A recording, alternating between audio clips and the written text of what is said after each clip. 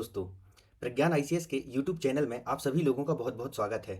आज हम अपनी इस क्लास में जो है वह राज्य कार्यपालिका स्टेट एग्जीक्यूटिव वाला जो टॉपिक है उसको पूरा हम यहाँ पर कवर करेंगे। हमने अपनी पिछली क्लास में जो है राज्य विधायिका, ठीक है, स्टेट लेजिस्लेचर के बारे में जो भी प्रोविजन है उस पर हमने डिस्कशन कर लिया है। तो राज्य कार्यपालिका का वर्णन जो है वह भारतीय संविधान के भाग 6 में किया गया है। कहाँ पर किया गया? भारतीय संविधान के भाग 6 में किया गया है, ठीक है। और राज्य की जो विधायिका है उसका जिक्र भी वह भारतीय संविधान के भाग 6 में ही किया गया है। तो आपको मोटा मोटा ये याद रखना है कि राज्यों के संबंध में जो भी प्रावधान है, राज्यों से रिलेटेड जो भी प्रावधान है, उनका वर्णन जो है वह भाग 6 के अंतर्गत किया गया है, ठीक है। इसीलिए कई बार क्या होता है, भाग 6 को वह राज्यों का संविधान भी कह दिया जाता है। क्या कह दिया जाता है? राज्यों का संविधान भी कह दिया जाता है। तो कभी अगर आपसे कोई पूछ ले या किसी एग्जाम में पूछ लिया जाए कि राज्यों का संविधान भारतीय संविधान के किस भाग को कहा जाता है, तो आपको याद रखना है भाग 6 को, क्योंकि इसमें राज्य सरकार से संबंधित, राज्य की सरकार से संबंधित जो भी प्रोविजन है वो सब इस भाग के अंतर्गत किए गए हैं, ठीक है दोस्तों। तो पहली बात तो ये हो गई। अब जो राज्य की कार्यपालिका है, जो आपका स्टेट एग्जीक्यूटिव है, ठीक है, इससे रिलेटेड अगर हम आर्टिकल की बात करें तो इसका आर्टिकल जो है वह आर्टिकल 153 से लेकर के 167 तक है। कहाँ से कहाँ तक? 153 से लेकर के 167 तक जो है वह राज्य की कार्यपालिका का जो है प्रावधान किया गया है। इन अनुच्छेदों में ये प्रावधान सारे किए गए हैं। इसमें से लगभग 5-6 महत्वपूर्ण अनुच्छेद है जो हमें याद रखने हैं, ठीक है, और बहुत ईजी है और याद भी हो जाएंगे, ठीक। तो अब राज्य की कार्यपालिका किस किस से मिलकर के बनी होती है, पहले तो हमें ये जानना है। जैसे हमने अपने हर चैप्टर में देखा, जब हमने केंद्रीय कार्यपालिका या संघीय कार्यपालिका देखा तो हमने देखा कि संघ की कार्यपालिका जो है वह जो है राष्ट्रपति, प्रधानमंत्री और संघीय या केंद्रीय मंत्रिपरिषद और जो है महान्यायवादी से मिलकर के बना होता है। वैसे ही राज्य की जो कार्यपालिका है वह राज्यपाल, मुख्यमंत्री, मंत्रिपरिषद और महाधिवक्ता से मिलकर के बने होते हैं, ठीक है। तो केंद्र में जो स्थिति राष्ट्रपति की है, जो स्थिति राष्ट्रपति की है, वही स्थिति राज्यों में राज्यपाल की होती है। केंद्र में जो स्थिति प्रधानमंत्री की है वो स्थिति राज्य में मुख्यमंत्री की है। जो स्थिति मंत्रिपरिषद की है, मतलब केंद्रीय मंत्रिपरिषद की है, वही स्थिति जो है राज्य के मंत्रिपरिषद की है। और जो स्थिति वहां पर जो है महान्यायवादी की है, महान्यायवादी की है, जिसकी नियुक्ति राष्ट्रपति महोदय के द्वारा की जाती है, वही स्थिति यहाँ पर महाधिवक्ता की है, ठीक है, एडवोकेट जनरल की है, ठीक है। तो ये मिलता जुलता जो है प्रोविजन है। इसीलिए मैंने आपको जो है पहले जो केंद्रीय मंत्रिपरिषद है और साथ में जो केंद्रीय विधायिका है उसके बारे में, मतलब भारतीय संसद वाले चैप्टर को बहुत डिटेल से पढ़ाया है, ताकि आपको राज्य की कार्यपालिका और राज्य के मंत्रिपरिषद को समझने के लिए या राज्य की विधायिका को समझने में ज़्यादा दिक्कत ना हो। इनके काम भी मिलते जुलते हैं। जो काम प्रधानमंत्री केंद्र में करता है उसी से मिलता जुलता काम मुख्यमंत्री के द्वारा अपने राज्य में किया जाता है। बस फर्क है तो क्षेत्राधिकार का। किसका किसका फर्क है? क्षेत्राधिकार का। कैसे क्षेत्राधिकार का फर्क है कि इसको आप लोग ऐसे देखिए कि भाई जो काम जो है ना, क्षेत्राधिकार का फर्क कैसे कि हमने 7th शेड्यूल पढ़ा हुआ है। 7th शेड्यूल में जो है 3 सूचियों की बात की गई है। एक तो क्या है? यूनियन लिस्ट है, एक है आपका क्या? स्टेट लिस्ट, और एक है आपका क्या? कनकरेंट लिस्ट, ठीक है। एक है आपका क्या? Concurrent list. तो ये 3 सूचियां हैं। तो हमें पता है यूनियन में जो अधिकार है वो किसका है? यूनियन एग्जीक्यूटिव, मतलब एक मोटा मोटा कह लें पीएम का, या मैं कह दूं कि संसद का है। वैसे ही राज्य में जो अधिकार है वो किसका है? सीएम का है, या मैं कह दूं राज्य की विधायिका का है, ठीक है, राज्य विधायिका का है या विधानसभा का है, ठीक है। कनकरेंट में दोनों का होता है, लेकिन उसके लिए कुछ स्पेशल प्रोविजन या प्रावधान किए गए हैं। तो इनके जो प्रावधान है वो एक दूसरे से मिलते जुलते हैं, ठीक है। तो हम इनको कोरिलेट करके यहाँ पर पढ़ेंगे। अब हम सबसे पहले देखते हैं राज्यपाल के बारे में, ठीक है, कि राज्यपाल के बारे में क्या प्रावधान किया गया है भारत के संविधान में, ठीक। तो राज्यपाल के संबंध में जो सबसे महत्वपूर्ण अनुच्छेद जो हमें याद रखना है वो है अनुच्छेद 153। कौन सा है? अनुच्छेद 153। इस अनुच्छेद में कहा गया है कि प्रत्येक राज्य का एक राज्यपाल होगा। क्या कहा गया है? कि प्रत्येक राज्य का जो है, प्रत्येक राज्य का एक राज्यपाल होगा, ठीक है। पहले तो ये बात कही गई है। तो जैसे भारत का एक राष्ट्रपति होगा जो देश का प्रमुख होगा, ये बात कही गई है किसमें? आर्टिकल 52 में। वैसे ही 153 में ये कहा गया है, ये इससे याद रखना आप, जैसे 153 है यहाँ और वहाँ पर 52 है। तो 52 में ये बात जैसे कही गई कि भारत का एक राष्ट्रपति होगा जो भारत का राज्य प्रमुख होगा, ठीक है। वैसे ही यहाँ पर जो बात की गई है कि 153 में कहा गया है कि प्रत्येक राज्य का एक राज्यपाल होगा, ये बात कही गई थी। साथ में फिर क्या हुआ? एक संविधान संशोधन किया गया। उस संविधान संशोधन का नाम है 7th कॉन्स्टिट्यूशनल अमेंडमेंट एक्ट 1956। ये वही संविधान संशोधन है दोस्तों जिसमें राज्य पुनर्गठन के संबंध में भी प्रावधान किए गए थे, ठीक है। और भारतीय संविधान से भाग 7 को निरसित कर दिया गया था, भाग 7 को रिपील कर दिया गया था, हटा दिया गया था। तो 1956 हमें पता है राज्य पुनर्गठन के संदर्भ में, इवन 1 नवंबर 1956 को मध्य प्रदेश का भी गठन किया गया और भारत में जो है जो है 14 स्टेट जो है बनाए गए थे उस समय, और 6 जो है यूटी जो बनाई गई थी। तो राज्य पुनर्गठन वाली चैप्टर में हमने देखा था। तो इस 7th से कॉन्स्टिट्यूशनल अमेंडमेंट में क्या किया गया, इसमें ये किया गया कि ये कह दिया गया कि एक व्यक्ति जो राज्यपाल है वह एक या एक से अधिक राज्यों का राज्यपाल बनाया जा सकता है। मतलब एक ही व्यक्ति को एक या एक से अधिक राज्यों का, ठीक है, अधिक राज्यों का जो है राज्यपाल बनाया जा सकता है, गवर्नर बनाया जा सकता है। तो ये बात भी आपको याद रखनी है। ये है पूरा आर्टिकल 153। ठीक है दोस्तों, ये मैं इसलिए आपको बता रहा हूं क्योंकि जो उत्तर प्रदेश में जो एग्जाम होते हैं, यूपी के जो एग्जाम होते हैं, उसमें से बहुत सारे जो है कथन और कारण वाले क्वेश्चन आते हैं।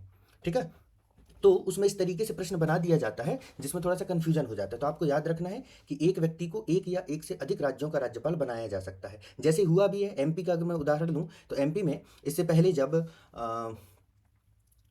जो पहले गुजरात की मुख्यमंत्री भी रही हैं आनंदीबेन पटेल जब थी, उनको जब मध्य प्रदेश के जो है राज्यपाल बनाया गया था, तो साथ में जो है वो संयुक्त रूप से गुजरात की भी राज्यपाल रही हैं। ठीक है, और अभी ये जो फोटो जिन इसमें जो ये विभूति दिख रहे हैं, ये जो है मंगू भाई छगन भाई पटेल हैं। ठीक है, जो अभी वर्तमान में मध्य प्रदेश के राज्यपाल हैं।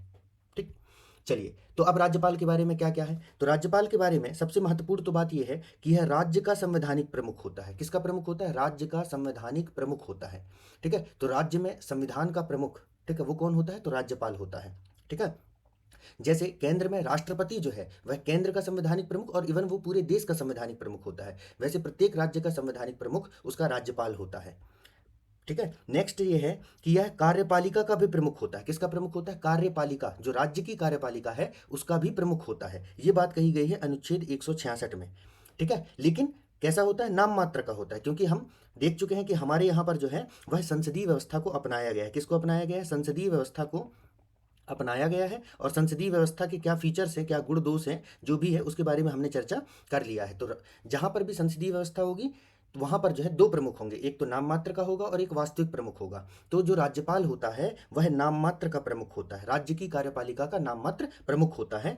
और इसको अगर मैं ऐसे कहूं कि जो राज्य की कार्यपालिका है, ठीक है, जो राज्य की कार्यपालिका है वह आपका जो राज्यपाल हैं, जो गवर्नर हैं, और जो स्टेट का जो काउंसिल ऑफ मिनिस्टर है, स्टेट का जो काउंसिल ऑफ मिनिस्टर है, इनसे मिलकर के बना होता है। ठीक है, तो ये हो गई। और ये जो राज्यपाल है वो उसका क्या है? नाम मात्र का प्रमुख है। और वास्तविक प्रमुख कौन होते हैं? मुख्यमंत्री होते हैं। ठीक है, जैसे केंद्र में वास्तविक प्रमुख प्रधानमंत्री होते हैं, वैसे ही राज्यों में जो वास्तविक प्रमुख हैं वह कौन होते हैं? मुख्यमंत्री होते हैं।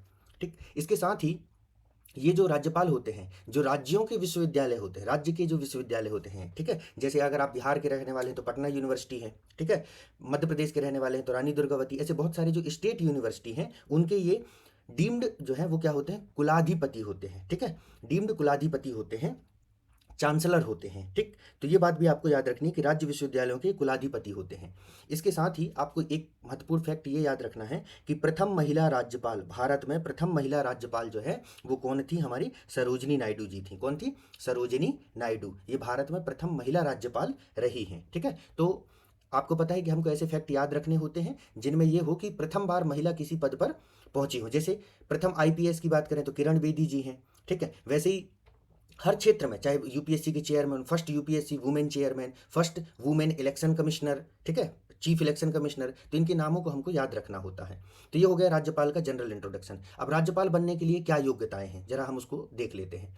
योग्यता की अगर हम बात करें दोस्तों, तो राज्यपाल के संबंध में जो योग्यता है वो बात की गई है आपके आर्टिकल 157 में। किसमें बात की गई है? आर्टिकल 157 में, जिसमें कहा गया है कि एक तो वो भारत का नागरिक हो, क्या हो? भारत का नागरिक हो, उसकी उम्र 35 वर्ष या उससे अधिक हो, और संसद ऑब्लिक राज्य विधानमंडल का सदस्य नहीं हो।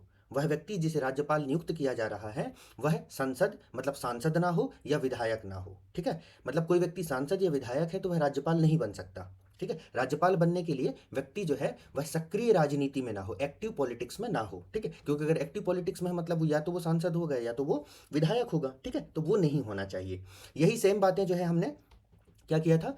राष्ट्रपति के संदर्भ में देखा था। लेकिन राष्ट्रपति के संदर्भ में एक चीज बात और हमने ये भी देखी थी साथ में, उम्र को छोड़ करके, कि उसके अंदर जो है उसके भीतर लोकसभा सदस्य बनने की योग्यता होनी चाहिए, उसके पास जो है लोकसभा सदस्य बनने की योग्यता होनी चाहिए। लेकिन यहाँ ऐसा प्रोविजन नहीं है कि राज्यपाल के पास जो है वह राज्य के जो विधानसभा है उसके सदस्य बनने की योग्यता होनी चाहिए। ये प्रोविज़न यहाँ पर नहीं किया गया है। एक महत्वपूर्ण प्रोविज़न और ये भी है कि जो अच्छा ये प्रोविज़न क्यों नहीं किया गया, पहले इस बात को समझ लीजिए। ये प्रोविज़न इसलिए कि नहीं किया गया है क्योंकि राज्यपाल जो है वह निर्वाचित नहीं होता है, अपॉइंटेड होता है। क्या होता है? अपॉइंटेड होता है, इसलिए ये प्रोविज़न नहीं किया गया है। ठीक है। अब देखते हैं नियुक्ति या इस्तीफा। तो नियुक्ति में अगर हम बात करें दोस्तों, तो राज्यपाल की जो नियुक्ति होती है, अपॉइंटमेंट, बहुत अच्छे से ध्यान रखिएगा, राज्यपाल का चुनाव नहीं होता, राज्यपाल को नियुक्त किया जाता है, अपॉइंट किया जाता है।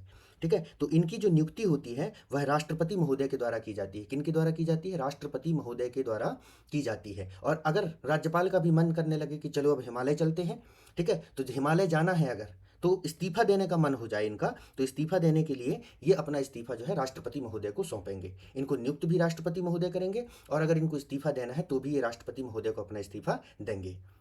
अगली महत्वपूर्ण बात क्या है? अगर इनके कार्यकाल की बात करें हम, तो वो कार्यकाल जो है 5 वर्ष का होता है। कितने का होता है? 5 वर्ष का होता है। लेकिन ये जो हैं वह राष्ट्रपति के प्रसाद पर्यंत पद धारण करते हैं। कब तक पद धारण करते हैं? राष्ट्रपति के प्रसाद पर्यंत पद धारण करते हैं। प्लेजर ऑफ द प्रेसिडेंट पर डिपेंडेंट होते हैं। मतलब जैसे फॉर एग्जाम्पल किसी राज्य में जो है किसी गवर्नर को अपॉइंट किया गया, उस समय जिस समय उस गवर्नर को अपॉइंट किया गया था उस समय बीजेपी की गवर्नमेंट थी। ठीक है। और उनका अपॉइंटमेंट जो है वह किसके द्वारा किया गया? मुर्मू जी के द्वारा किया गया, राष्ट्रपति महोदय के द्वारा किया गया। अब ये व्यक्ति था ए। ठीक है। ये जो ए व्यक्ति था वो स्वाभाविक रूप से इसको बीजेपी वालों ने अपॉइंट करवाया है, तो ये जो है इसका जो झुकाव होगा, ये जो गवर्नर होंगे इनका झुकाव किसकी तरफ होगा? बीजेपी की तरफ होगा। तो जनरली क्या होता है, मान लीजिए जब सरकार बदलेगी और मान लीजिए कांग्रेस की सरकार आ गई या किसी और पार्टी की सरकार आ गई, तो वो क्या करेंगे? इस बी व्यक्ति को, राष्ट्रपति महोदय को कहेंगे कि इस ए को जो है आप हटा दीजिए और हम जिसको बोल रहे हैं, हम बोल रहे हैं बी को, आप बी को उस राज्य में गवर्नर बना दीजिए। ठीक है। क्योंकि गवर्नर को एक टूल के जैसे यूज किया जाता है। हम लोग जब पीएससी और यूपीएससी की क्लासेस होती है तो वहाँ पर गवर्नर के जो ऑफिस है उसको लेकर काफ़ी जो है कंट्रोवर्सीज हैं, उसके बारे में भी डिस्कशन करते हैं। थोड़ा बहुत मैं आपको यहाँ पर बता दूंगा कि गवर्नर के माध्यम से जो है जो केंद्र की सरकार है वो कैसे राज्यों की सरकार का जो है मिसयूज करती है, मतलब राज्यों की सरकार को जो है एक तरीके से कंट्रोल करती है। ठीक।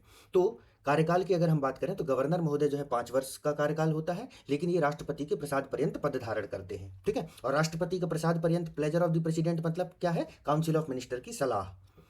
ठीक। फिर शपथ की बात अगर हम करते हैं तो नियुक्ति राष्ट्रपति करता है, गवर्नर की नियुक्ति राष्ट्रपति महोदय के द्वारा की जाती है, लेकिन जो शपथ है वह उच्च न्यायालय के न्यायाधीश के द्वारा दिलवाया जाता है। किनके द्वारा दिलवाया जाता है? उच्च न्यायालय के न्यायाधीश के द्वारा इन्हें शपथ दिलवाया जाता है। ठीक है। तो किनको? गवर्नर महोदय को। अब अगर हम वेतन भत्ते की बात करें तो गवर्नर को 3.5 लाख रुपए प्रति माह मिलते हैं और संसद इसको निर्धारित करती है और राज्य की संचित निधि से जो है इनको वेतन भत्ते दिए जाते हैं। ठीक है। अब ये गवर्नर के संबंध में कुछ महत्वपूर्ण अनुच्छेद हैं, इस तरफ देख लीजिएगा। ये जो है महत्वपूर्ण अनुच्छेदों पर जो है एक शॉर्ट डिस्क्रिप्शन दे दिया गया है। ये सारे अनुच्छेद आपको याद कर लेने हैं। सबसे पहले नंबर पर जो अनुच्छेद है दोस्तों वो आपका ये है अनुच्छेद 153, जो मैं आपको अभी डिटेल में समझा चुका हूँ कि राज्यों के राज्यपाल के संबंध में इसमें प्रावधान किया गया है। ठीक है। और आर्टिकल 154 में ये कहा गया है कि राज्य की जो कार्यपालिक शक्ति है, राज्य की कार्यपालिक शक्ति वह किस में निहित होगी? राज्यपाल में निहित होगी। जैसे आर्टिकल 53 में कहा, आर्टिकल 53 हमने पढ़ा है ना राष्ट्रपति वाले चैप्टर में, कि जो केंद्र की कार्यपालिक शक्ति है, ठीक है, या संघ की जो कार्यपालिक शक्ति है वह किस में वेस्टेड होगी? वह प्रेसिडेंट में वेस्टेड होगी। वैसे ही राज्य की कार्यपालिक शक्ति जो है वह किस में? राज्यपाल में निहित होगी। तो ये बात कही गई किसमें? 154 में। ठीक है। तो ये मिलता जुलता है 52 से, 154 मिलता जुलता है 53 से। फिर 155 में क्या है? नियुक्ति है। क्या है? नियुक्ति है। जैसे वहां पर 54 में राष्ट्रपति का इलेक्शन है, ठीक है, निर्वाचन है, वैसे ही यहाँ पर 155 में नियुक्ति, मतलब राष्ट्रपति की जो है राज्यपाल की नियुक्ति किस प्रकार से की जाएगी। फिर है आपका अनुच्छेद 160, बीच के अनुच्छेद हमको याद नहीं रखने हैं, सीधे अनुच्छेद 160 में, अनुच्छेद 160 में जो राज्यपाल है उसके कार्य और कर्तव्यों का वर्णन किया गया है। किसका वर्णन किया गया है? कार्य और कर्तव्यों का वर्णन किया गया है। तो राज्यपाल के कार्य के संबंध में अगर आपसे प्रावधान पूछा जाए तो आपको याद रखना है कि उसका जिक्र अनुच्छेद 160 में किया गया है। फिर है क्षमादान शक्ति। क्या है? क्षमादान शक्ति, पार्डनिंग पावर। ठीक है। तो ये पार्डनिंग पावर की चर्चा दोस्तों वह की गई है अनुच्छेद 161 में। किसमें की गई है? अनुच्छेद 161 में। वह राज्यपाल की क्षमादान शक्ति है। और यहाँ पर जो है वो 89 वाला ट्रिक भी लागू हो जाएगा कि अगर आप 72 में, क्योंकि 72 में राष्ट्रपति के पार्डनिंग पावर की चर्चा की गई है, ठीक है, मतलब जो हमारे राष्ट्रपति महोदय हैं उनकी क्षमादान शक्ति है। अगर उसमें 89 ऐड कर देंगे तो ये आ जाएगा 161। ठीक है, तो यहाँ पर राज्यपाल के क्षमादान शक्ति की बात की गई है। फिर है 162, नहीं भी याद रखेंगे तो चल जाएगा। 213 याद रखिएगा, 213 बहुत महत्वपूर्ण है क्योंकि अनुच्छेद 213 में जो है वह राज्यपाल के अध्यादेश की शक्ति है। किसकी शक्ति है? राज्यपाल की अध्यादेश की शक्ति, ordinance power of the governor, इसकी चर्चा जो है यहाँ पर की गई है। ठीक है, और जब हमने राष्ट्रपति देखा है तो वहां पर हमने देखा है अनुच्छेद 123 में, कहां पर? अनुच्छेद 123 में राष्ट्रपति महोदय को जो है वह अध्यादेश की शक्ति दी गई है। और अध्यादेश क्या है ये हम समझ चुके हैं। ठीक है, चलिए आगे बढ़ते हैं अब हम इसमें। ठीक, तो हाँ, ये वाला जो प्रोविजन है दोस्तों, ये वाला कौन सा? एक से अधिक राज्य के राज्यपाल। ठीक है, ये मैं आपको पहले वहां पर बता चुका हूँ। ये बात की गई है किसमें? आर्टिकल जो है ये किसमें? 153 में की गई है। ठीक, तो ये मैं आपको वहां पर क्लास के इनिशिएट मतलब जब क्लास शुरू किया था हमने तभी हमने वहां पर इसकी चर्चा कर ली है। अब राज्यपाल महोदय जो करता है, जिनकी नियुक्तियां करता है, क्योंकि एग्जाम में पूछा जाता है कि इसकी नियुक्ति किसके द्वारा की जाती है, मतलब किसी पर्सन की जो है किसी आयोग में उसके सदस्यों के या अध्यक्ष की नियुक्ति किसके द्वारा की जाती है, ये पूछा जाता है। तो ये वो पद हैं जिनमें नियुक्तियां राज्यपाल के द्वारा की जाती है। तो ये एक साथ दिए हुए आपको याद कर लेना है कि राज्यपाल महोदय के द्वारा किन किन पदों में नियुक्तियां की जाती हैं। ठीक है, और इनके अलावा जो पद होंगे उनमें नियुक्तियां जो है वह राष्ट्रपति महोदय के द्वारा की जाएंगी। ठीक, तो अगर हम राज्यपाल के द्वारा नियुक्ति की बात करें तो सबसे पहले तो आपको ये याद रखना है कि राज्य लोक सेवा आयोग जो होता है, ठीक है, राज्य लोक सेवा आयोग जो स्टेट पब्लिक सर्विस कमीशन के अध्यक्षों की नियुक्ति जो है वह राज्यपाल महोदय के द्वारा ही की जाती है। पहले महत्वपूर्ण आपको ये बात याद रखना है। और वैसे ही अगर हम यूपीएससी की बात करें तो यूपीएससी के चेयरमैन की नियुक्ति राष्ट्रपति महोदय करते हैं, लेकिन राज्य के जो लोक सेवा आयोग है उसकी नियुक्ति राज्यपाल महोदय करते हैं। ठीक है, फिर जो राज्य का महाधिवक्ता होता है वही एडवोकेट जनरल, उसकी नियुक्ति भी राज्यपाल महोदय के द्वारा की जाती है, लेकिन महान्यायवादी की नियुक्ति कौन करते हैं? राष्ट्रपति महोदय करते हैं। फिर जो राज्य निर्वाचन आयोग है, राज्य निर्वाचन आयोग, जिनका जिक्र जो है किसमें किया गया है? पंचायती राज में हम लोग पढ़ेंगे 243 के में। ठीक है, निर्वाचन के संबंध में जो बात की गई है 243 के में। तो जो राज्य निर्वाचन आयोग होता है उसके अध्यक्ष की नियुक्ति भी राज्यपाल महोदय के द्वारा की जाती है। ये बहुत इंपॉर्टेंट फैक्ट्स है, इसको बिल्कुल आप दिमाग में सेट कर लीजिए क्योंकि एक क्वेश्चन यहाँ से बनता ही बनता है। और बहुत कन्फ्यूजन भी होता है कि यार इसकी नियुक्ति राष्ट्रपति करता है कि राज्यपाल के द्वारा किया जाता है। ठीक है, क्योंकि जैसे मुख्य निर्वाचन जो हमारा जो इलेक्शन कमीशन ऑफ इंडिया है, भारत के निर्वाचन आयोग, उसके अध्यक्ष मतलब जो चीफ इलेक्शन कमिश्नर होते हैं उसके अध्यक्ष की नियुक्ति राष्ट्रपति करते हैं, लेकिन जो राज्य निर्वाचन आयोग है उसके अध्यक्ष की नियुक्ति किसके द्वारा की जाती है? राज्यपाल के द्वारा की जाती है, क्योंकि राज्य में ये संवैधानिक प्रमुख है। फिर जो अधीनस्थ न्यायालय है, किस कौन से न्यायालय? जो सबऑर्डिनेट कोर्ट है, ये याद रखिएगा, जो सबऑर्डिनेट कोर्ट हैं, जो अधीनस्थ न्यायालय है, उनके न्यायाधीशों की नियुक्ति भी राज्यपाल के द्वारा की जाती है। लेकिन यहाँ पर आपको एक बात से कंफ्यूज नहीं होना है कि हाई कोर्ट, क्योंकि जनरली तो हमारे दिमाग में यही आता है कि यार हाई कोर्ट तो राज्यों में होते हैं, तो हाई कोर्ट के जजों को कौन अपॉइंट करेगा? तो मन में आता है राज्यपाल अपॉइंट करेगा, क्योंकि राज्यों के भीतर जो भी नियुक्तियां हैं वो तो राज्यपाल महोदय के द्वारा की जाती हैं। तो हाई कोर्ट के जज भी राज्य में काम करते हैं तो इनकी नियुक्तियां भी राज्यपाल के द्वारा की जाएंगी, लेकिन ऐसा नहीं है। ठीक है, हाई कोर्ट के जजों की नियुक्ति है ना, including chief justice of high court, ठीक है, उनकी नियुक्ति की जाती है राष्ट्रपति महोदय के द्वारा।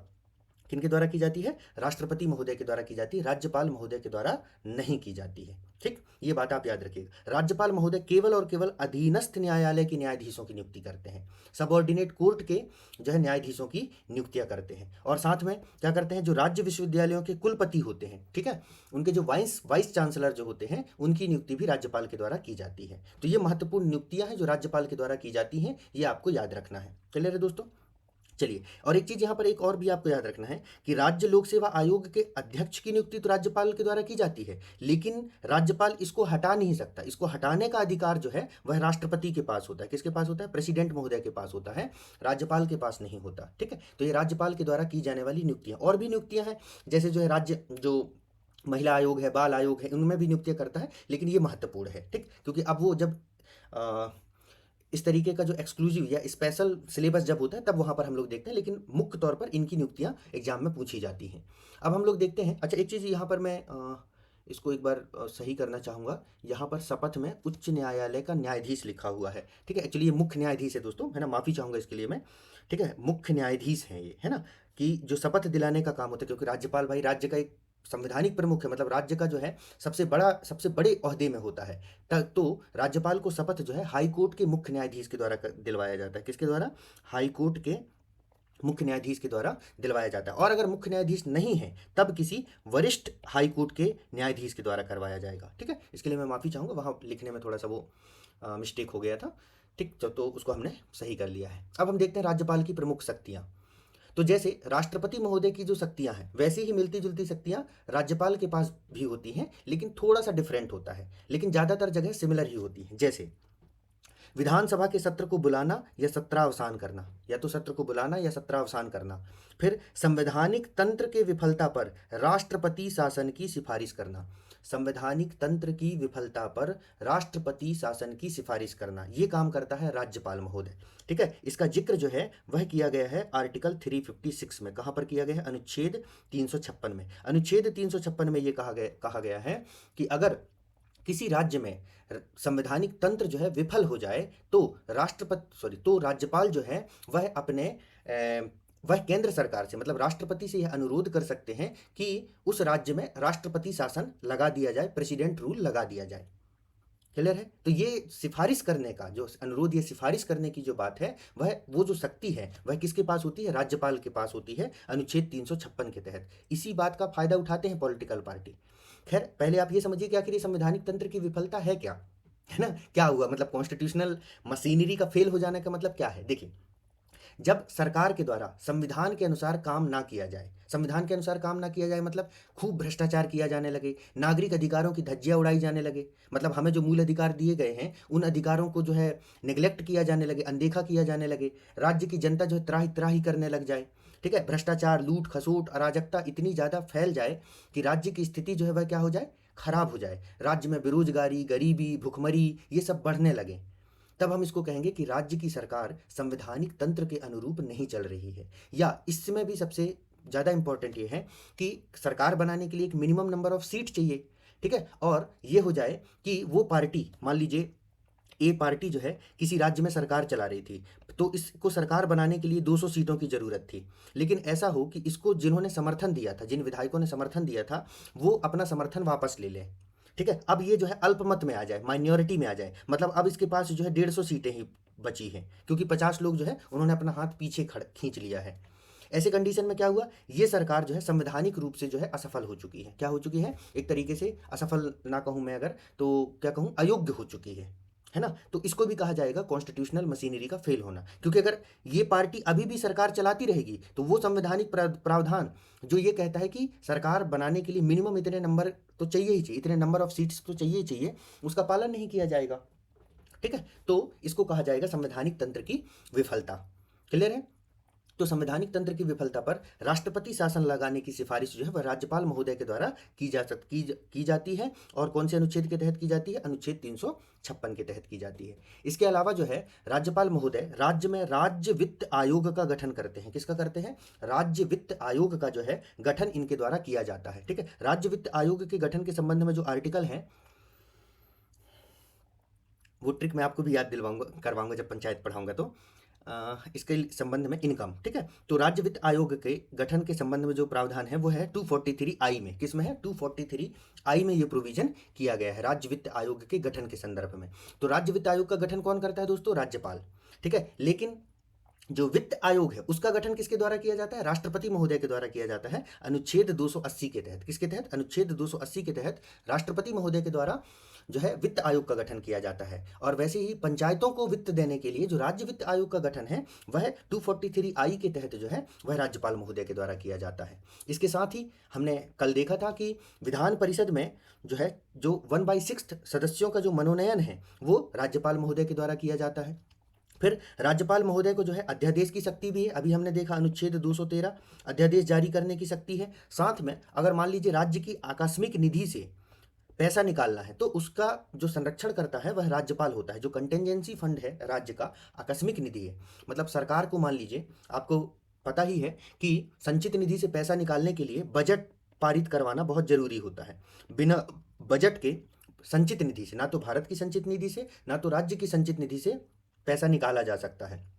अब मान लीजिए बजट बनाने का टाइम ही नहीं है, मान लीजिए कोई इमरजेंसी आन पड़ी है और आप अपने पेरेंट्स से, मान लीजिए कोई आप शहर में रहते हैं और कोई इमरजेंसी आ गई है, आपकी तबीयत ही बहुत तेज खराब हो गई है, कुछ भी हो जाए, खुदा ना खास्ता ऐसा हो, है ना, पर कोई ऐसी इमरजेंसी आ गई, अब आप अपने घर में फ़ोन किए कि आपको पैसे की ज़रूरत है। अब आपके घर वाले वहाँ से बोले कि पहले अपना बजट बना के भेजो, कहाँ-कहाँ, कितना-कितना खर्च किए, क्या किए, ठीक है? सारी चीज़ें, उसके बाद हम पैसा डालेंगे। आप बोलेंगे कि अभी इमरजेंसी है, अभी आप पैसे दे दीजिए, फिर बाद में सारा हिसाब-किताब बना दिया जाएगा।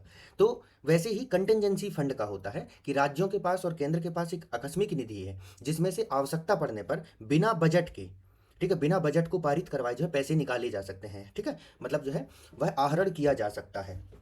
तो इसको कहा जाता है आकस्मिक निधि, ठीक है? तो इसका जो मुखिया होता है वह कौन होता है? राज्यपाल। मतलब राज्यपाल की परमिशन से इससे जो है पैसे निकाले जा सकते हैं। अब आ जाता है क्या? क्षमादान शक्ति, ठीक है? तो क्षमादान शक्ति में हमें पता है कि जो यह क्षमादान शक्ति 72 में राष्ट्रपति महोदय के पास भी है, राष्ट्रपति महोदय के पास भी है, और 161 में किसमें? गवर्नर महोदय के पास भी है, ठीक है? गवर्नर के पास भी है। दोनों की क्षमादान शक्ति तो है ऑन एवरेज सिमिलर होती है, लेकिन जो है थोड़ा सा इसमें डिफरेंस है, ठीक है? थोड़ा सा जो है ये डिफरेंट है। कैसे डिफरेंट है वो मैं आपको समझाता हूँ।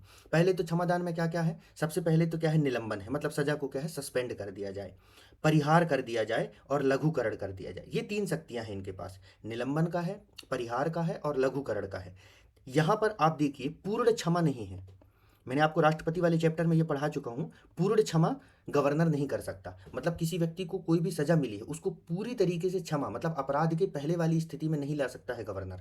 लेकिन राष्ट्रपति के पास पूर्ण क्षमा की शक्ति है। कोई व्यक्ति अपराधी था, उसको 20 साल की सजा मिली थी, राष्ट्रपति ने कहा कि जाओ, जा सिमरन जी ले अपनी जिंदगी, ठीक है? तो वो व्यक्ति अपराध के पहले वाली स्थिति में आ जाएगा, मतलब निर्दोष बन जाएगा, पूरी तरीके से उसको माफी मिल चुकी है। लेकिन ये जो शक्ति है वह राज्यपाल के पास नहीं होती है, ठीक है? और राज्यपाल जो है वह मृत्युदंड को भी माफ नहीं कर सकता। मान लो किसी को फांसी की सजा हुई है तो वो उसको भी माफ नहीं कर सकता। साथ में जो कोर्ट मार्शल की सजा, मतलब जो मिलिट्री कोर्ट जो होते हैं, उसके संदर्भ में भी राज्यपाल को कोई अधिकार नहीं है, लेकिन राष्ट्रपति को है। राष्ट्रपति जो है, जो मिलिट्री के कोर्ट होते हैं उनके द्वारा अगर कोई सजा दी गई है तो उसके संबंध में भी राष्ट्रपति के पास क्षमादान शक्ति है, लेकिन राज्यपाल के पास नहीं है, ठीक है? राष्ट्रपति के पास क्यों है? क्योंकि राष्ट्रपति महोदय जो है देश के सर्वोच्च कमांडर हैं। क्या होते हैं? सर्वोच्च कमांडर होते हैं, सर्वोच्च सेना के कमांडर होते हैं, इसलिए उनके पास वो शक्ति है।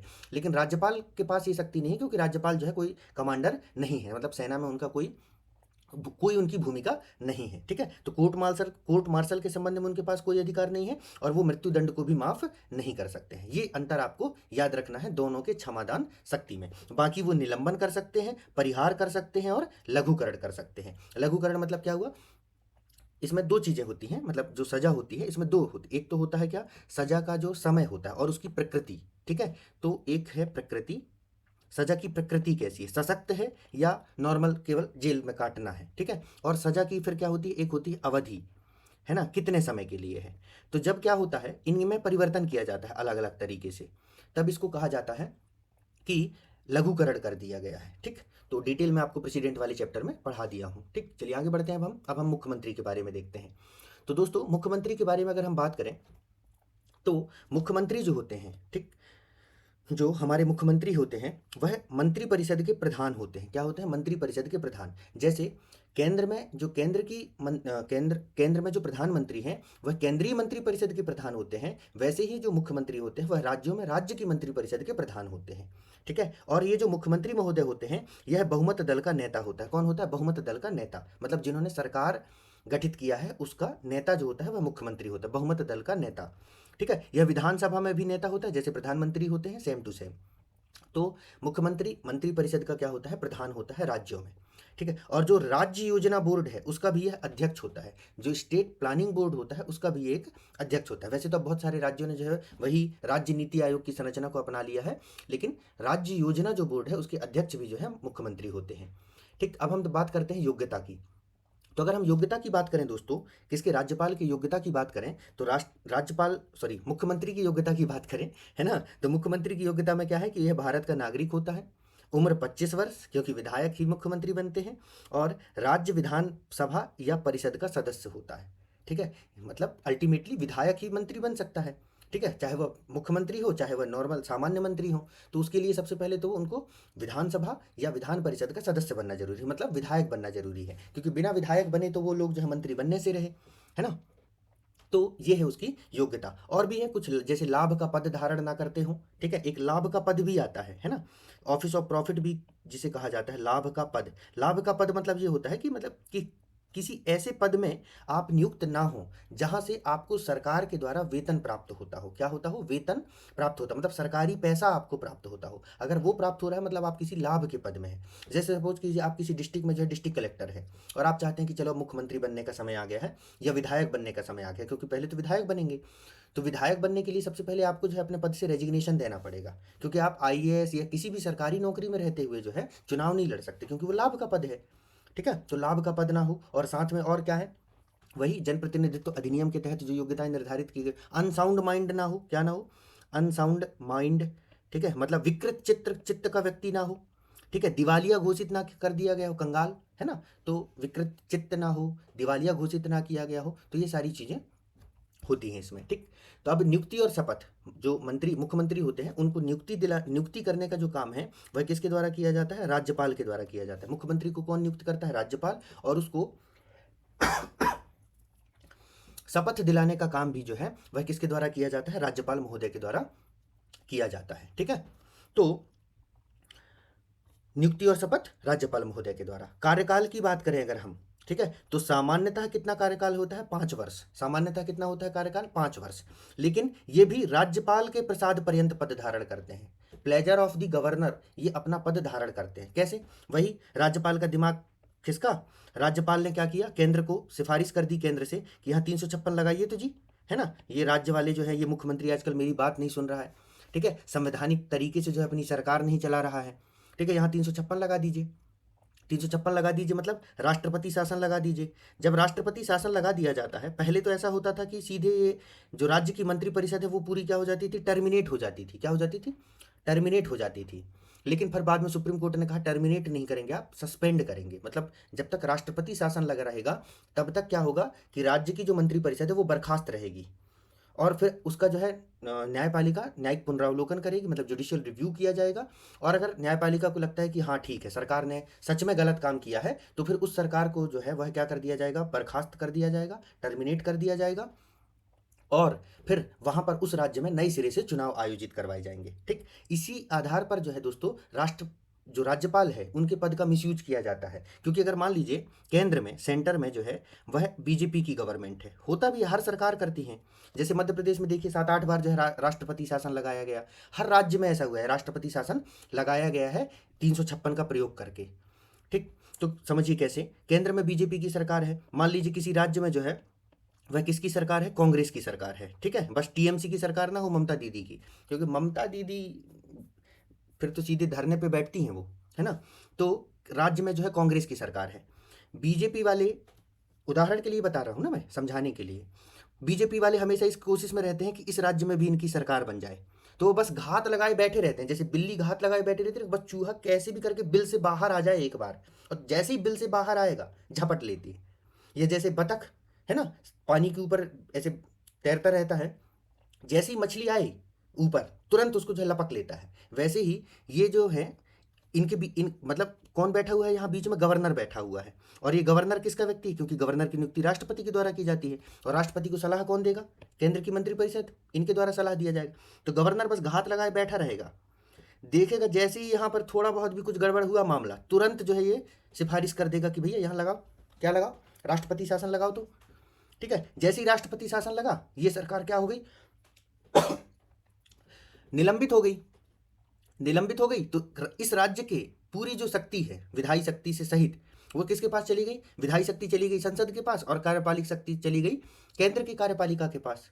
मतलब जो है वो मतलब राष्ट्रपति के पास चली गई। मतलब विधायी शक्ति चली जाती है, जो विधायिका की शक्ति है।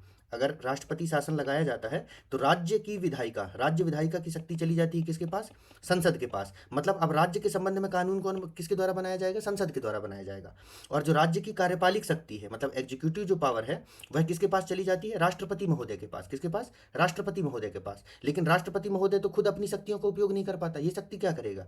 अल्टीमेट कौन करेगा? पीएम, और केंद्र की जो है काउंसिल ऑफ मिनिस्टर के द्वारा किया जाएगा। मतलब एक तरीके से कांग्रेस की सरकार होते हुए भी, है ना, बीजेपी ने यहाँ अपना इनडायरेक्टली जो है अपनी जो है अथॉरिटी स्टैब्लिश कर ली। इस तरीके से इसको दोस्तों मिस यूज किया जाता है।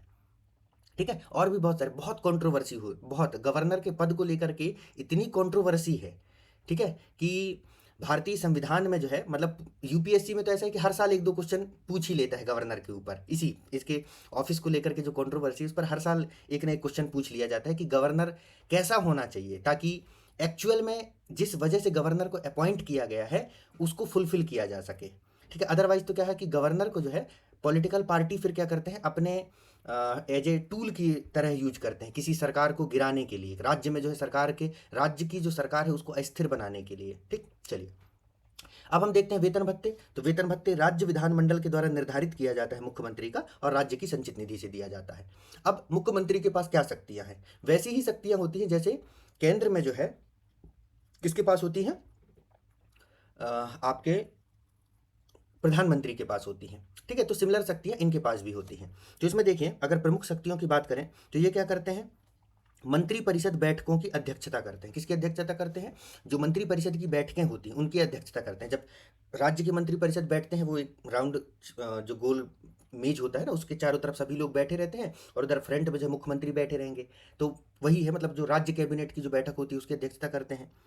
मंत्रियों के बीच जो है विभागों का बंटवारा करते हैं कि भैया तुम गृह मंत्री ले लो, आप जो है पर्यावरण मंत्री पर्यावरण का विभाग ले लो, आप जो है विज्ञान विभाग ले लो, इस तरीके से। फिर राज्यपाल को सिफारिश देने का काम, राज्यपाल महोदय को सत्र आहूत व सत्रावसान की सलाह देना कि सत्र बुला लीजिए, अब सत्रावसान कर दीजिए, हम लोग बैठ लिए विधानसभा में बहुत, अब घर जाने का मन कर रहा है। ठीक है, तो सत्रावसान कर दीजिए। घर में परेशान हो गए तो फिर बोलेंगे सत्र बुला लीजिए, घर में बैठे बैठे थक गए हैं।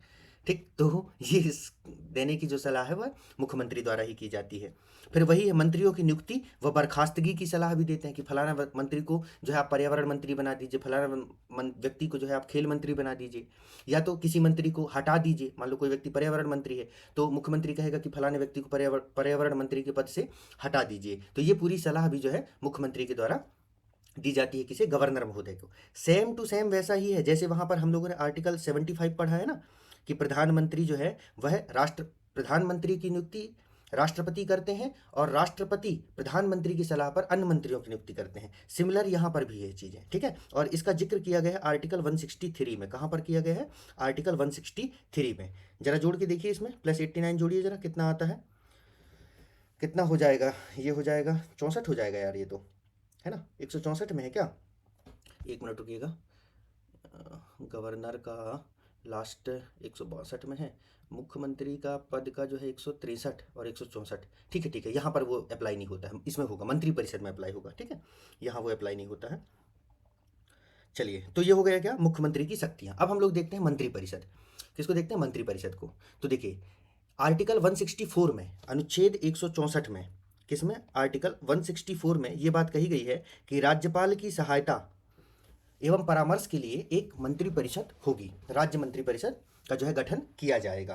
तो ये बात कही गई राज्यपाल की सहायता व परामर्श के लिए। ठीक है, काउंसिल ऑफ मिनिस्टर, जैसे वहां पर राष्ट्रपति के लिए भी है। योग्यता क्या है, जो मंत्री बनने की योग्यताएं क्या है, कि एक तो वह राज्य विधानमंडल का सदस्य हो, ठीक है, और अगर यदि नहीं है तो 6 महीने के अंदर बन जाए।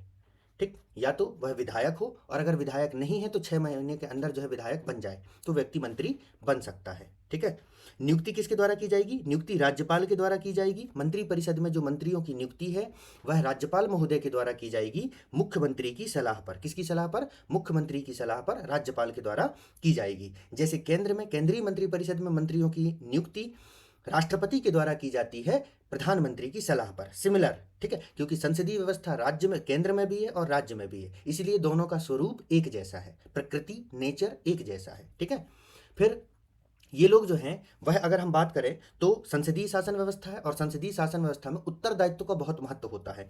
तो ये पूरी मंत्रिपरिषद जो है वह क्या होती है, विधानसभा के प्रति उत्तरदायी होती है। किसके प्रति उत्तरदायी होती है, विधानसभा के प्रति उत्तरदायी होते हैं सामूहिक रूप से। ठीक है, कलेक्टिव रिस्पॉन्सिबिलिटी होती है टुवर्ड्स दी स्टेट लेजिस्लेचर, ठीक है, या स्टेट लेजिस्लेटिव असेंबली। ठीक, तो ये विधानसभा के प्रति क्या होते हैं, उत्तरदायी होते हैं। और व्यक्तिगत रूप से अगर बात करें तो राज्यपाल के प्रति उत्तरदायी होते हैं। संख्या की अगर हम बात करें, मतलब मंत्रियों की संख्या कितनी हो सकती है, तो याद कीजिए, कहानी सुनाया था मैं आपको कि ये लोग क्या करते थे, कहीं उछल मंत्री, कहीं कूद मंत्री, कई प्रकार के मंत्री बना करके जो है वह जो विधायक है उनको संतुष्ट करने की कोशिश करते थे सरकार बनाने के लिए। एक तरीके से उनको खरीदते थे ये लोग कि अरे यार हमारी पार्टी को आप सपोर्ट कर दो, है ना, हम जो है क्या करेंगे, आपको जो है ये वाला मंत्री बना देंगे, फलाना मंत्री ढिमकाना मंत्री बना देंगे। तो इसी समस्या का समाधान करने के लिए क्या किया गया था, ये बात ऐड की गई थी और कहा गया था कि भैया विधानसभा के जितने भी सदस्य हैं ना, विधानसभा के सदस्यों का 15%, 15% से अधिक मंत्री नहीं हो सकते और 12 से कम भी नहीं हो सकते, है ना। 12 से कम नहीं हो सकते और विधानसभा की जो सदस्य संख्या है उससे ज़्यादा नहीं हो सकते। जैसे अगर हम यूपी की बात करें तो यूपी में विधानसभा की सदस्य संख्या कितनी है, 403। तो 403 का 15%, इससे ज़्यादा मंत्री नहीं हो सकते और 12 से कम भी नहीं हो सकते। ठीक है, कब जोड़ा गया था, 91वां संविधान संशोधन के द्वारा इस बात को जो है ऐड किया गया था संविधान में। ठीक, और दिल्ली के केस में ऐसा है कि दिल्ली में सिर्फ 10% होते हैं। ठीक है, दिल्ली के संदर्भ में स्पेशल प्रोविजन है, वहां पर अधिकतम 7 हो सकते हैं। कितने हो सकते हैं, अधिकतम 7 हो सकते हैं। ये बात ऐड की गई थी 69वां संशोधन अधिनियम के माध्यम से। ठीक है, तो 69वां संशोधन में दिल्ली में कहा गया था कि 10%, वहां की टोटल विधानसभा की जो सीट है उसके 10%। तो दिल्ली में सीट कितनी, 70। तो 70 का 10% कितना होता है, 7। ठीक है, तो 7 से ज़्यादा मंत्री नहीं हो सकते हैं। केजरीवाल महोदय यहीं फंस गए थे और 10-12 मंत्रियों की नियुक्ति कर दी थी उन्होंने, तो उसको लेकर के काफ़ी बवाल हुआ था। ठीक है, अब जो है एक बात इसमें ये लिखी हुई है, ये मंत्रियों के विशेषाधिकार के संदर्भ में है। किससे संबंधित है, विशेषाधिकार से संबंधित है कि मंत्रियों को समिति में बोलने व भाग लेने का अधिकार होता है। क्या होता है, जो मंत्री होते हैं उनको जो समितियां होती हैं, जो कमिटीज होती हैं, उनमें बोलने व भाग लेने का अधिकार होता है। सदस्य नहीं होते, क्योंकि कोई भी मंत्री किसी भी समिति के सदस्य नहीं बनाए जाते। ये हमने पार्लियामेंट्री कमेटी में पढ़ा है ना। वहाँ पर हमने देखा है कि किसी भी जो समिति होती है, संसदीय समिति या राज्यों में जो राज्य की विधानसभा की जो समितियां होती हैं, उसमें मंत्रियों को सदस्य नहीं बनाया जाता। लेकिन अगर आवश्यकता पड़ती है तो मंत्री जो है उसमें बोल सकते हैं और भाग ले सकते हैं, लेकिन उनके पास वोटिंग का राइट नहीं होता है। ठीक है, तो ये हो गया। अब हम लोग देखते हैं राज्य का महाधिवक्ता। ठीक है, एडवोकेट जनरल ऑफ स्टेट, इनका जिक्र जो है दोस्तों वह किया गया है भारतीय संविधान के अनुच्छेद 65 में। कहाँ पर किया गया है, भारतीय संविधान के अनुच्छेद 65 में। चलो यहाँ पर वो रूल अप्लाई करके देखते हैं। भारत के महान्यायवादी की चर्चा किस में की गई है, 76 में की गई है। 76 में 89 जोड़िए तो जरा। ठीक है, बिल्कुल यहाँ पर वो रूल अप्लाई हो जाएगा। ठीक है, और 8 और 8 16, तो 165। तो 76 में महान्यायवादी हैं और इसमें 89 ऐड कर दिए हमने, तो 165 आ गया। तो 165 में कौन है, राज्य के महाधिवक्ता है। तो ये आर्टिकल आप लोग याद रखिएगा। ठीक, तो मतलब एक तरीके से अगर मैं आपको मोटा मोटा बताऊं तो आर्टिकल 74, 75 और 76, इन तीनों में जो है प्लस 89 और भी जगह लागू होता है, लेकिन अभी हम ये पढ़ रहे हैं इसलिए मैं इतना ही बता रहा हूँ आपको। कहाँ कहाँ लागू होता है वो हम देख चुके हैं। इन सब में ये लागू हो जाता है 163, 164 और 165, ये तीनों, और ये सारे महत्वपूर्ण अनुच्छेद हैं दोस्तों जो हमें याद रखनी है। अब आता है महाधिवक्ता।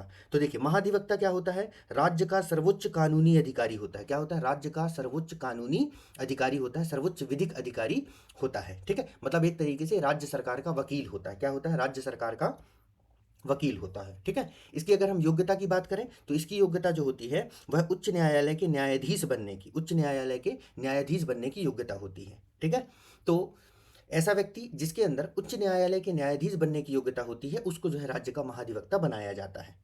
नियुक्ति राज्यपाल महोदय के द्वारा की जाती है। इसका जो मुख्य कार्य क्या होता है, वह कानूनी मामलों पर राज्य सरकार को सलाह देना। जो भी लीगल मैटर्स होते हैं उनके संबंध में राज्य सरकार को सलाह देने का काम राज्य के महाधिवक्ता के द्वारा किया जाता है। एक तरीके से राज्य सरकार का वकील है। जब भी राज्य सरकार को जरूरत पड़ती है, मतलब राज्य सरकार का पक्ष रखना हो, ठीक है, मतलब राज्य सरकार एक पक्षकार हो, तो वहां पर जो है राज्य के महाधिवक्ता ही जो है राज्य सरकार का पक्ष रखते हैं। सपोज कीजिए अभी जैसे मध्य प्रदेश में आरक्षण का मुद्दा काफ़ी जो है चर्चा का विषय बना रहता है। 2000 काफ़ी समय से वो लोग लटका के रखे हैं। ठीक है, क्या करोगे, पॉलिटिकल पार्टीज हैं, जनता इस बात को समझ नहीं पा रही, क्योंकि उनको पता है ना कि उनके जो वोट बैंक हैं, राजनीतिक पार्टियों को पता है कि उनका जो वोट बैंक है वो स्टूडेंट नहीं है। ठीक है, इसलिए जो है वो स्टूडेंट के मुद्दे को जो है ना बहुत गंभीरता से नहीं लेते। लेकिन अब जो है जैन जी, हम देखें, हमने नेपाल में देखा, नेपाल के बाद भारत ने भी जो है लद्दाख में इससे जो है भारत का भी सामना हुआ है। ठीक है, कि आने वाली जो जेनरेशन जिसको हम जैन जी कह रहे हैं, ठीक है, आप में से बहुत सारे लोग हैं भी उसमें, तो ये जो है अपने अधिकारों के प्रति बहुत जागरूक है और सरकार इनके साथ लापरवाही नहीं कर सकती, क्योंकि अगर सरकार इन्हें अधिकार देने में अगर लापरवाही किया जाएगा तो ये चुप बैठने वालों में से नहीं है, मतलब ये संतोष कर लेने वालों में से नहीं है ये जेनरेशन। ठीक, तो उनको पता है कि ये स्टूडेंट वोट बैंक है नहीं, तो इसलिए स्टूडेंट के मुद्दे को बहुत गंभीरता से लेते नहीं है। उनको पता है कि बढ़िया शराब वराब बांट दिया जाएगा, है ना, पैसे बांट दिए जाएंगे, थोड़ा बहुत चुनाव के जस्ट पहले जो है कुछ रेवड़ी बांट दिया जाएगा, वोट मिल जाएगा, उसके बाद फिर क्या लेना देना। छात्रों की समस्या से सरकार को क्या लेना देना है ही कितनी, उनकी संख्या है कितने, उससे ज़्यादा हम उन पर फोकस करेंगे जो उनके वोट बैंक हैं, तो उनसे उनको ज़्यादा फायदा मिलेगा। लेकिन बहुत लंबे समय तक ये चलेगा नहीं, ठीक है, और अपन ऐसा चलने भी नहीं देंगे, है ना। तो इनका मुख्य कार्य क्या होता है, कानूनी मामलों पर राज्य सरकार को सलाह देना। कार्यकाल क्या होता है, कार्यकाल अगर हम महाधिवक्ता की बात करें तो राज्यपाल के प्रसाद पर्यंत ये पद धारण करते हैं, ठीक है। क्या करते हैं, राज्यपाल के प्रसाद पर्यंत, मतलब राज्यपाल जब तक चाहें तब तक ये पद पर बने रहेंगे, जिस दिन राज्यपाल इनको हटाना चाहेंगे हटा सकते हैं। फिर ये जो महाधिवक्ता होते हैं, ये जो सदन की कार्यवाही होती है, मतलब विधानसभा की जो कार्यवाही होती है, उसमें ये भाग ले सकते हैं, पार्टिसिपेट कर सकते हैं, वहां जाके बैठ सकते हैं, ठीक है, बोल भी सकते हैं, अगर आवश्यकता पड़ती है तो बोल भी सकते हैं, लेकिन वोट नहीं दे सकते, ठीक है। वोटिंग का राइट इनको नहीं होता। वोटिंग का राइट जो है केवल इलेक्टेड मेंबर, मतलब जो जो विधायक हैं, इलेक्टेड मेंबर कह दूं, या जो विधायक हैं, वोटिंग का राइट, या जो सांसद हैं, जो विधायक हैं और जो सांसद हैं, केवल उन्हीं के पास होता है। जो लोग इलेक्टेड नहीं होते हैं, निर्वाचित नहीं होते हैं, उनके पास वोटिंग राइट नहीं होता है विधानसभा या संसद में, ठीक है। क्योंकि अगर इन्हें वोटिंग राइट दिया जाता है तो ये जनता की जो लोकतंत्र की भावना है उसका उल्लंघन है, क्योंकि लोकतंत्र का मतलब है जनता का शासन, मतलब जनता ने जिन्हें चुना है, और राज्य के महाधिवक्ता को जनता ने नहीं चुना है, राज्य के महाधिवक्ता को राज्यपाल ने चुना है, ठीक है। इसलिए उसको जो है वोटिंग राइट नहीं दिया गया है, ठीक है दोस्तों। चलिए, तो देखिए हमने हार्डली जो है 50 मिनट में जो है अपना पूरा ये चैप्टर जो है कंप्लीट कर लिया है। तो इस तरीके से हमारा राज्य सरकार वाला जो चैप्टर है, मतलब भाग 6 वाला जो चैप्टर है वो पूरा कंप्लीट हो गया है। अब हम अपनी नेक्स्ट क्लास में जो सुप्रीम कोर्ट और हाई कोर्ट से संबंधित जो प्रोविजन है उस पर हम लोग जो है चर्चा करेंगे, ठीक है दोस्तों। चलिए, प्रज्ञान आईसीएस के यूट्यूब चैनल से जुड़ने के लिए आप सभी लोगों का बहुत बहुत धन्यवाद दोस्तों। जय हिंद, मस्त रहिए, पढ़ते रहिए और तंदुरुस्त रहिए।